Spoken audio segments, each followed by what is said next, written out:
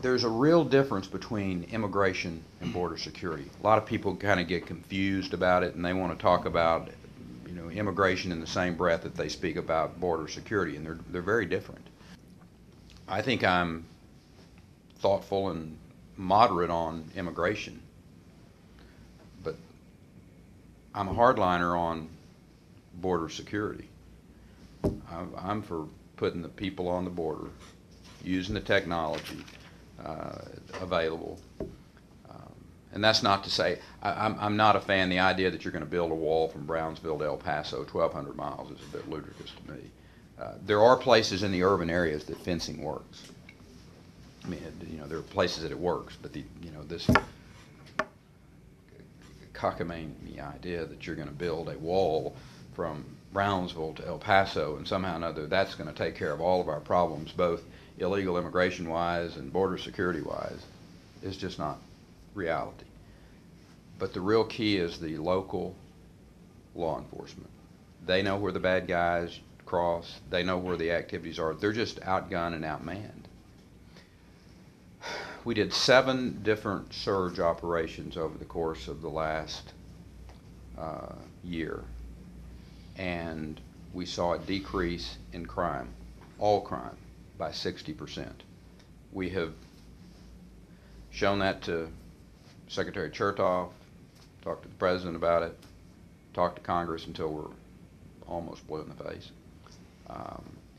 I don't know the answer of why Congress does not see the thoughtfulness of putting the forces on the ground, making the money available to the states to secure the border. Then you can come up with a guest worker program. I mean, I'm a big believer that there are jobs that people from Mexico will do that our economy needs, and those that basically say, shut the border down and kick all those 12 million people out of here, and there's plenty of people that will fill those jobs. Sorry, I don't buy that. We've got a 4.3% unemployment rate in Texas today. Back in the 70s, that was considered full employment, and it probably still is, very close to it. So, finding the card, the way to have the biometric data, so that you know who people are. You give them a couple of years, and then if you're stopped without that card and you're here illegally, there is a price to pay. You're incarcerated, and you're incarcerated for a period of time. Now, I realize that's probably going to require the building of some detention centers, but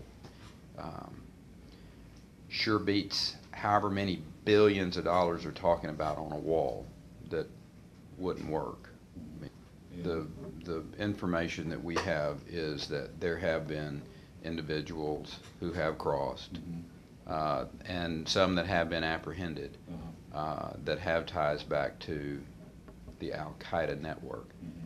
And look, it's easy to cross the border. I don't get confused that with the lack of manpower and the lack of resources that the federal government has made available,